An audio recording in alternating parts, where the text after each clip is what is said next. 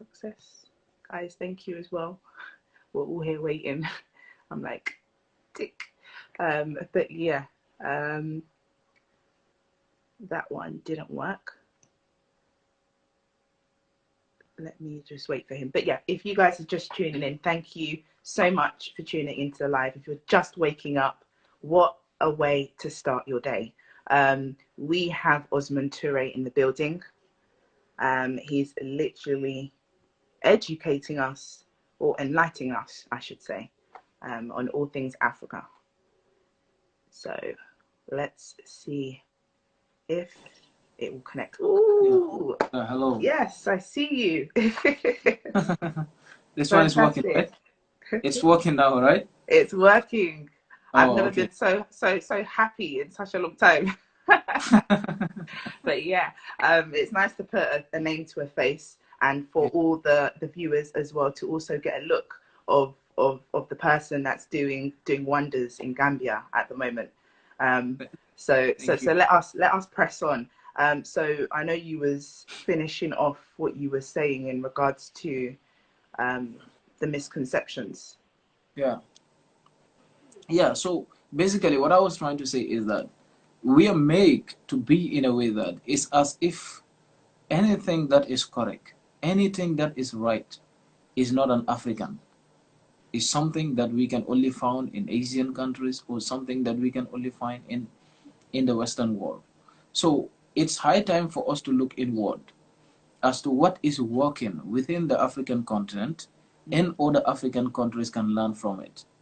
Now, this is the issue.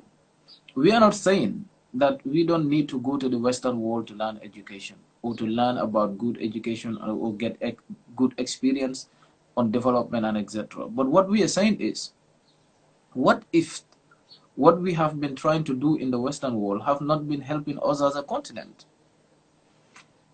Since, the inception, people have been going to the Western world, in America, in Europe, all over, learning. But we have also seen out that it also creates another bigger disconnection where the bright brains for the continent, people that could be the real instrument of change, whenever they walk to the Western world for education, sometimes they have a problem of going back to the continent to solve the continental problems. Definitely. And we have things that are working in Africa, and we need to embrace it as a system. We need to make sure that we understand that as a people, and then we try to There was develop that within the African sorry continent. to cut you off before I forget this question, Yeah, or this statement. You speak about the Rwanda model. Now, yeah. some people, are probably just hearing it for the first time. Some people won't understand. So could you please just enlighten us in regards to what the Rwanda model is and how you believe that has worked within Rwanda at the minute, and how it can work for other African countries as well? Exactly. Now, if you going back to Rwanda, first let us try to understand this particular incident of Rwanda, and that is the genocide in Rwanda back in 1994. A country that was brought down to zero, a country that has a tribal war, people in the same country killing one another, something that we all regret. But we also had forces that were behind the genocide, supported by Western powers. We cannot give a deaf eye to that, or a deaf ear to that, because it happened. Now, Rwanda had this particular model, and it was done through a transformation. A friend of mine recently sent me a book that he called Formula for Accelerated Growth, Rwanda Success Stories. Now, just to give you a hint about how this came about, leadership came into play. Establishing, a good administration with a visionary leader, and able to have an individual, not only is he visionary, but is able to communicate to the people of Rwanda in a way that they see themselves as responsible to the Rwanda's development, and seeing Rwanda first before a tribe, and also embracing a vision that is collectively informed, and that is to say the people participate in it. First, Look at the way in which they were able to do the reconciliation processes. You know, through community work, through community engagement, deploying individuals to go back to the society and work with them. If you work with me through community engagement, we don't have to fight anymore. Exactly. We built up a relationship ties, and that is the problem of misunderstanding within the African continent. We, as tribes in the African continent, have a problem of understanding each other. That is exactly where Rwanda starts, making sure that the Tutsi, the Hutsi, they live together as brothers and sisters. Embrace a development model that is well informed and also work on the technological side. How do you make sure that you invest in quality education and help people in technology, in science, and etc., working with the same model as far as the country is concerned? So that is why I said these are some of the things that we need to look into. If you come to a country like the Gambia, we have about 9 ethnic groups. A country that is less than, it is about 2 million people and 9 different ethnic groups. But we have been living peacefully. We do not have a problem with, fighting each other's tribe. And we do not have a problem of religious issues and etc. Because if you come to a country like the Gambia, Muslims, Christians, and everybody, we live together, we eat together, we move around the streets together. When it is time for Muslim Feast, we all celebrate it.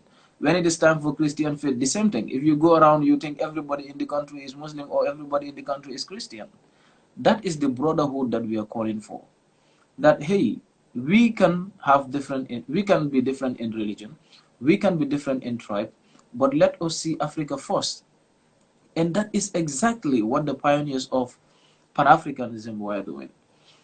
Garvey had the spirit and had this understanding that in order for us to bring this continent to where we must have to unite them. Because the disunity of the continent was brought by the colonial masters. We need to understand that. They came with the idea of divide and rule. Divide these individuals so you can rule them. And how do you divide them? You favor this particular part against that particular part, impose this kind of education here, and against the real value of the African continent. And that is exactly what we need as a people today. How do we make sure that the real value, how do we make sure that the real understanding, as Nkrumah was doing it in Ghana, as Julius Nyerere introduced the Ujamaa in Tanzania, and as the model is working now in Rwanda? Those are the kind of belief systems, those are the kind of development models that we want to see in the African continent. A development model that is transformative. For far too long, I've always been saying this, we trust people that have been exploiting this continent with our own development agendas for 600 years or more. Westerners have been coming to Africa, looting our resources with racism behavior, imposing their political ideologies on us. And yet we trust them today more than Rwanda. Yet we trust them today more than Kenya. Yet we trust them today more than South Africa. That is the problem of the continent. And we have to identify this as a people. It starts with us. My target is not me or people that are above 40 years. My target is what do we have to offer for the children of Africa that are below 5 years. What do we have to offer for the children of Africa that are yet unborn? That is the target. This trend should not continue. This is not dignity. This is not self-respect. So that is exactly what we are fighting. That leads me on to, the talk of education and educating, the ones that are to come under us, the future, the youths, as you talk about. So when we look at education, you have so many Africans that are leaving the continent in search of education abroad. What message would you put out to those ones? Now, let me say this. We can travel across the world. We can go as far as we can. Education is vital in any given society. In order for us to register the development that we want, we must have the knowledge, we must have the skill, and we must be transformative in our actions.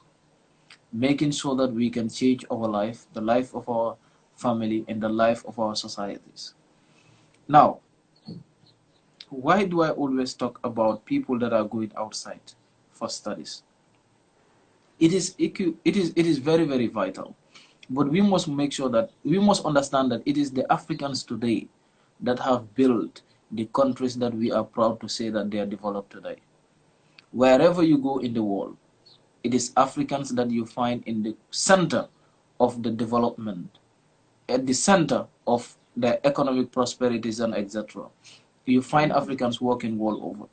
Now, what we are trying to say here is that any of these individuals that you interact with, you tell them about coming back to Africa, investing in skills, knowledge, and etc.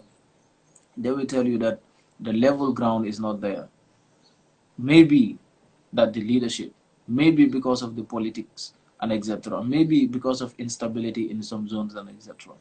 Those are the kind of factors that limit individual from coming back to impact with their knowledge. But we must make sure that Garvey had opportunities to live and die in the West without minding anybody in Africa.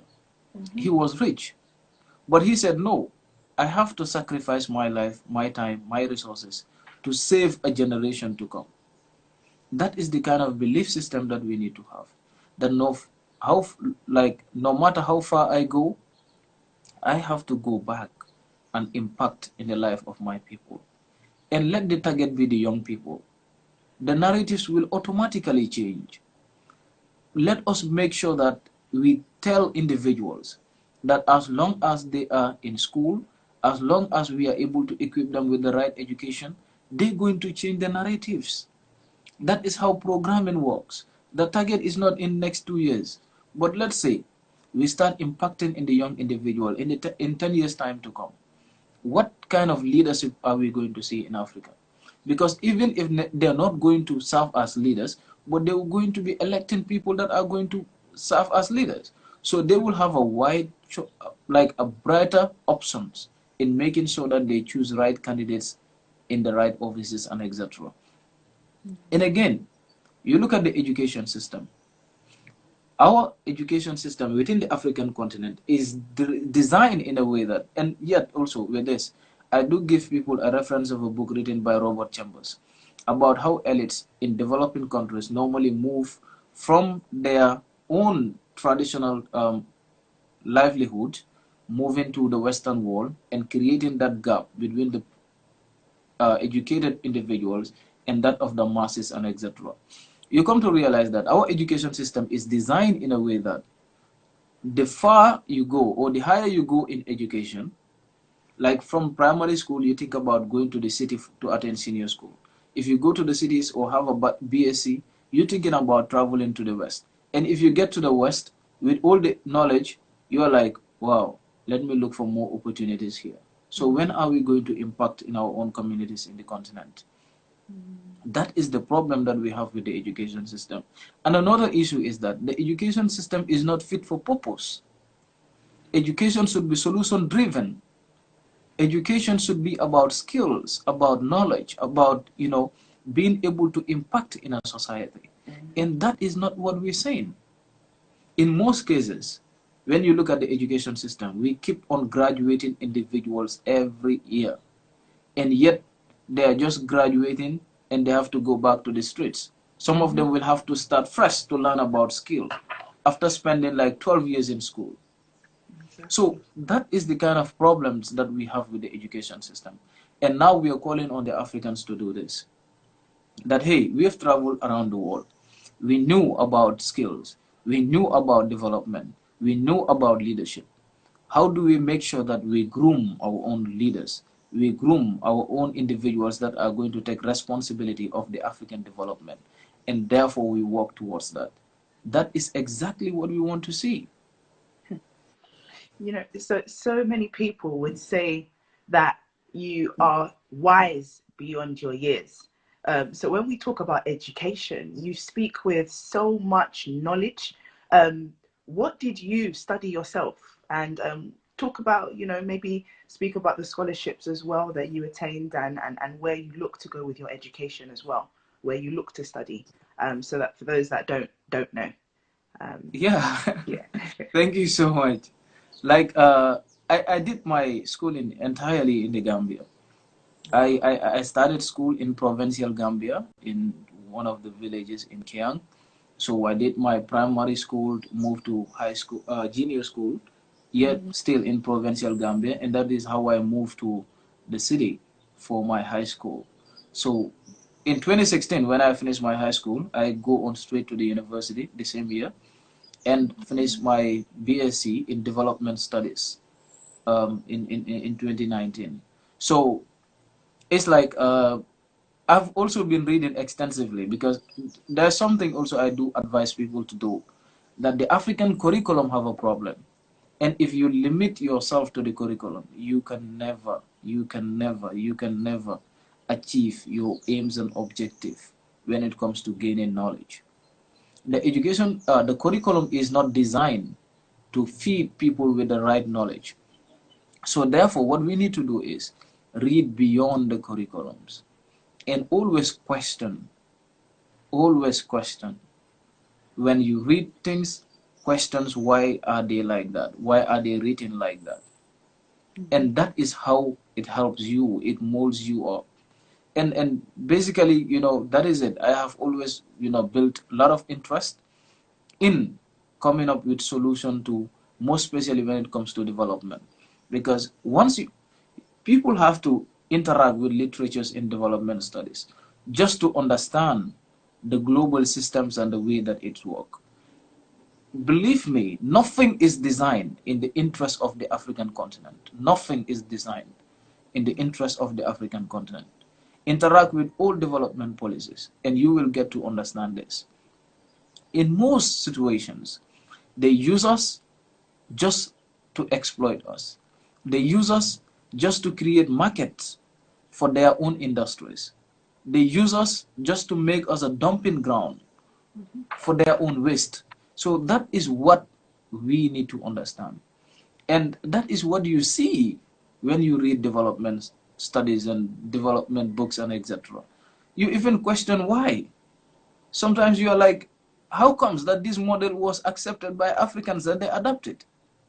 Listen, so there are so many of them that we just borrow and then it doesn't work.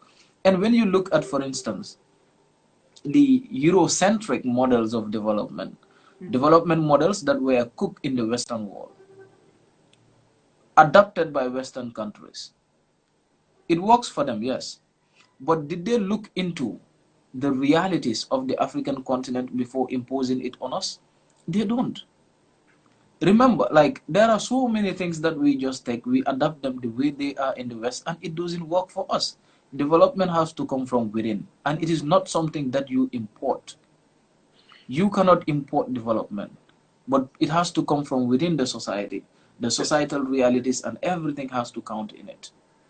So basically, that is what I have been doing so far, reading about development, and I got my BSc in development studies. Looking forward to do a master's degree in community development in Rwanda. And from there, we'll also look into another pattern as long as development is concerned and as long as our career is concerned. And one of the passions that I have, that I love doing it, that I have is teaching. So I still want to go back to the classroom after all the studies. We can see you're a natural born teacher. Thank you.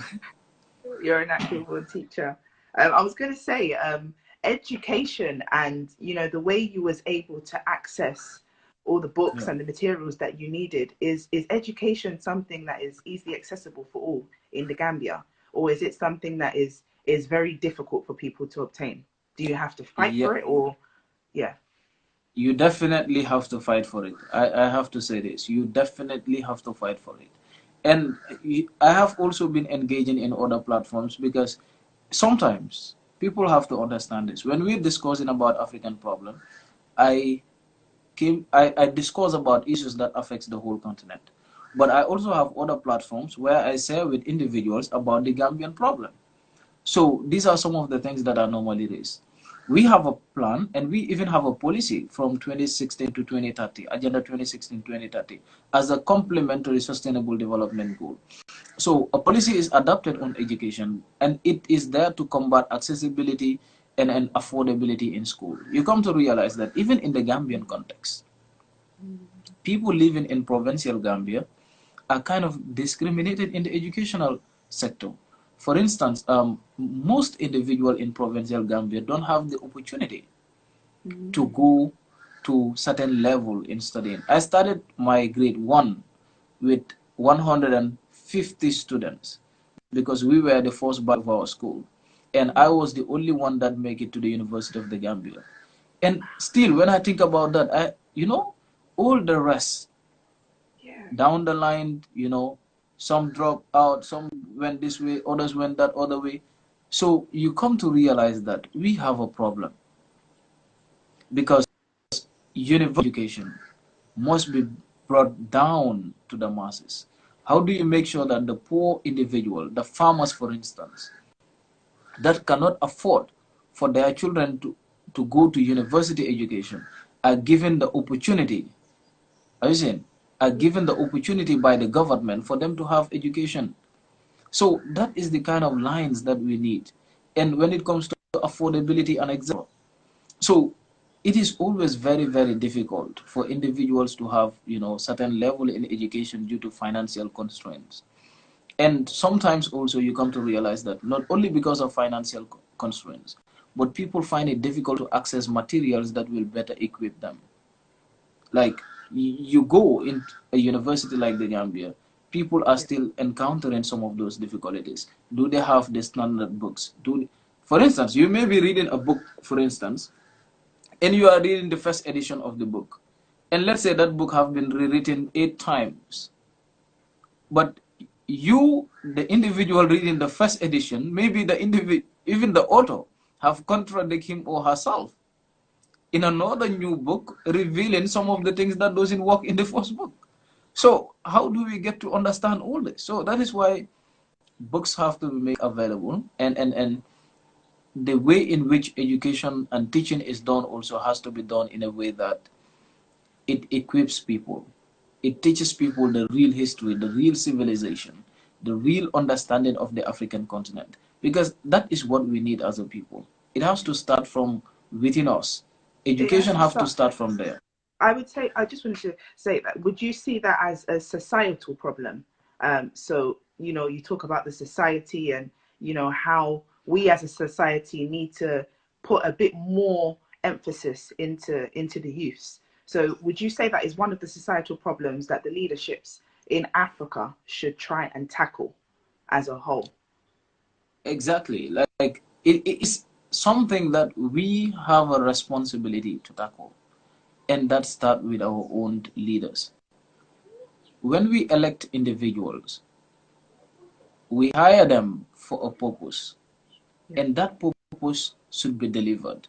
But in most cases, you come to realize that we think we're hiring people to do work for us, but in reality, we are not hiring them. Exactly. Some governments are imposed on us, and we don't even realize it. They are sponsored, they're working for individuals that are not even present in the African continent.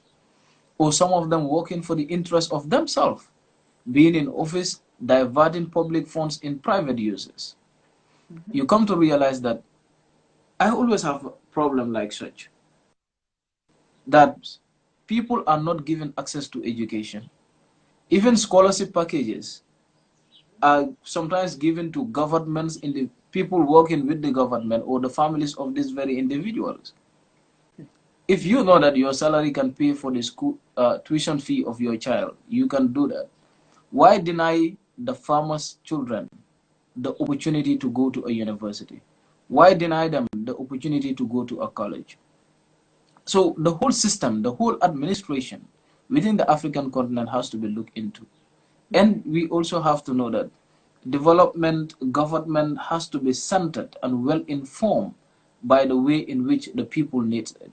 But the reality is that people now in the continent, in fact, venture into politics as a financial gain. So to me, the whole system that we have is a game. So it is only the players that keeps changing, but the game is still the same. So what we really need to do is that we erase the whole system, because that is what is bad. If not, we will just keep on molding the same group of individuals. You will die, their sons and daughters will come, the same trend continue. But when we defeat the system with well-informed citizenry, then we will be able to register the development that we need. And we can identify the African problem and bring about unity to the African continent. I think also with the unity, bringing about the unity to the African continent, I know you talk about disconnect. I think the disconnect amongst the African leaders, it poses something that, you know, the Western world could play on. So if the African leaders connected more and worked cohesively together, it would kind of basically not allow you know, other countries to come in and exploit them for their resources. Could you please just elaborate on that in terms of that? Yes. Now, let us say this. Back in 1884-85 at the Berlin Conference, when European powers met in Berlin, demarcating the African country in their own interest, Africans were not present. They did this without consulting the African reality, but in the interest of the Western powers. How do we make sure that resources present in Congo can easily be channeled from Africa to Europe? How do you make sure that the resources present in the Gambia can easily be channeled from the Gambia to the UK?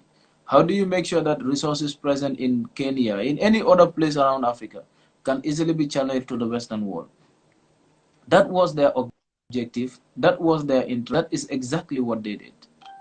Now, what we need to understand as a people is that this disconnection was done for them to have the potentials to exploit our resources and channel all our trade to the Western world. And if you look at the coast of the African continent, you come to realize that we can easily trade with Western powers than to have a regional integration. That I find it easier to trade with somebody in the UK than to trade with somebody in Kenya, when we all live in the same continent. Exactly. We do not have roads that connect us.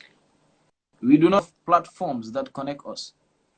We do not have an education system that teaches us the reality of other African countries. But instead, we learn about models in the West. We learn about things in the West. And that makes it difficult. Today, communication is cheaper from here to the Gambia to the UK than from the Gambia to a country like Sierra Leone. So that is the problem that we have. And now, how can we solve this problem? When Pan-Africans worked in Ethiopia in 1963, they had an agenda, understanding that the best way that they can defeat imperialism, the best way they could defeat colonialism, the best way they could defeat imperialism was making sure that the African continent unite in one cause and develop an agenda for the interests of the African people. If we want to solve this problem today, we must have the same spirit as Nkrumah had. We must have the same spirit as Nyerere had. And this, I'm saying, all African leaders, they need to have the same interest, the same spirit, the same agenda, the same understanding about the African reality. Because that is what leadership is. You cannot lead a country and you are ignorant about the reality of your own country. Exactly. And that is the problem that we have. And another thing is, how do we build the connection? First, how do we make sure that African youths easily connect to one another? Organizing platforms. We have seen every year African youths going to Europe for European conference, attending all these global forums. Why not have African forums where all African youths are going to be connected? And again, we need to be very, very vigilant of something. You know, if you look at it on another level, for instance, when you look at the South-South corporations and then the triangular corporations, Southern countries or developing countries, for instance, can easily link to one another to help each other in terms of experience, knowledge, expertise, and etc. in development experience and development models. But when we Africans are meeting in forums and etc., and we are sponsored by Western powers, it still poses another threat because certain things we don't discuss it. Exactly. Remember, if people give you money every day, if people are taking care of whatever you're doing, they sometimes influence what you say and what you do. But how do we make sure that starting with the AU, because that is its sole objective and responsibility, how do we make sure that we silence the gun in the African continent? How do we make sure that we do not have political problems?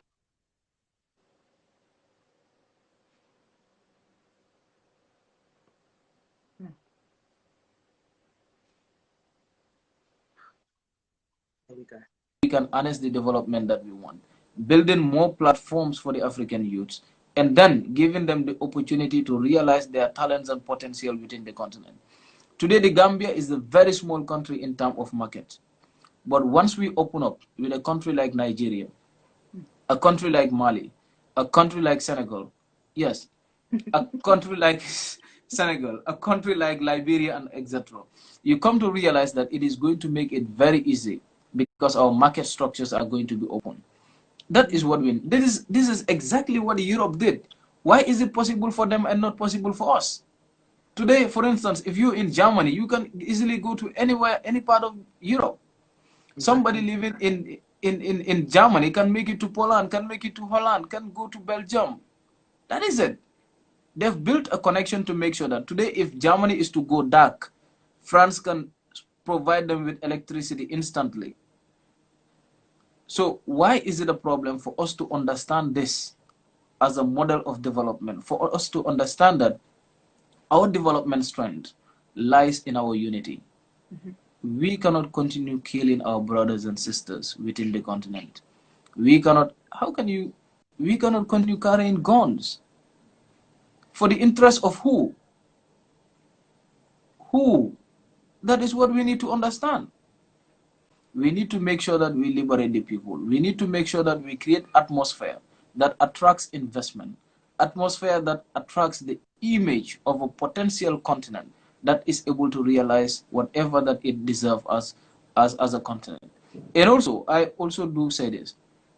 Africans around the world, today we have traveled, we have the solution to the African continent, including the diasporians, including people that are living in the African continent, young entrepreneurs, young scientists, people with brilliant minds, with brilliant initiatives. How do we make sure that we have a network that brings in every individual together? And therefore we can realize our development trajectory that we want to see. Thank you. It's really looking at the future of Africa and how us as the Africans in the diaspora, how we can do our part. I know you talked about us not carrying guns on the street. I think what we as as Black people, as a community, need to realize is that in order to fight the fight, we need everyone in numbers. That's the people sleeping on the streets that we see as the homeless ones. Everyone is needed. Everyone has their part to play. So when we look at Africa's future, what would your ideal Africa be? Yeah, I am optimistic about the future because what I really want to say is that I want to see an African continent that youths, an African continent that people are ready to take responsibilities and take the change in their own hand. We cannot wait for a Western model to work for this continent. And I have said this, we can import the food we eat, we can import the water we drink, but a genuine revolution that is going to change the status quo in the African continent, it has to come from within. We cannot import that. And that is why I said, if us as Africans are able to unite, if us as African youths are able to connect to one another, build network platforms where we provide ideas and work with one another, where we have the ability to interact with one another, better understanding the African continent, being able to trade and exchange all development ideas and etc., we will be able to develop the Africa we want. And the leadership problem of the African continent, we have to change that. We have to change that. It is our own responsibility to change it. And let us not say we are too small for the change. Exactly. We are never too small for the change. And once we start this, once we start working on that particular change, I am sure we're going to achieve what we want. And that is to say, in 10 years' time, we are not going to be electing leaders that are going to be there for the interests of themselves and their families. But we're going to make sure that we elect people that are going to have the interest of the society, the interest of the African continent in working towards that. That is what we need. And we also need to understand something. Today, the whole world is running to Africa because that is where the future is. The future for the world is in the African continent. And we cannot wait for people outside of Africa to teach us about that. Exactly. Oh my God. We have to understand that from now. We are seeing many individuals trying to make sure that they establish links, trying to make sure that they establish businesses that are going to channel our own resources to the outside world. Africa must I am so rethink. sorry, Ousman, to round you up, but we have got less than 2 minutes, and Yeah. you know, I want you to. I would love to stay here and just literally be encroached with all this knowledge. But Yes. you know, Sure. we've got 2 minutes left, and I just want you to get out your vital, most valid points, just so that we can leave our audience on a good note. Yeah. Oh, I just want to say, like, we have to say thank you to our audience and of course for this wonderful time being here with us. It has always been amazing. Now, to all young people of the African continent, please let us believe in ourselves. Understanding the self is the first step in realizing the self-dignity and the self-respect that we deserve as a people. Pan-Africanism was built in certain spirit, and the drift I'm and seeing reliance. the questions. I don't think people want you to go. I don't know how much time you've got. If you want to come back and we come back on again, if you've got a little bit of time. If not, then you know we can end it. But if you've got a little bit of time to finish off what you were saying. I am so sorry, but I think we will have to organize it again. No problem. Yeah, No because problem at all. I kind of have like a lot of things to to That's do. But I know this that's this is really amazing and it is really brilliant. I am just so much happy to be here with everybody, and I hope to come back again so we connect another time. Yeah. Thank you guys. Thank you. Thank Thank you so much. yeah, thank you so much.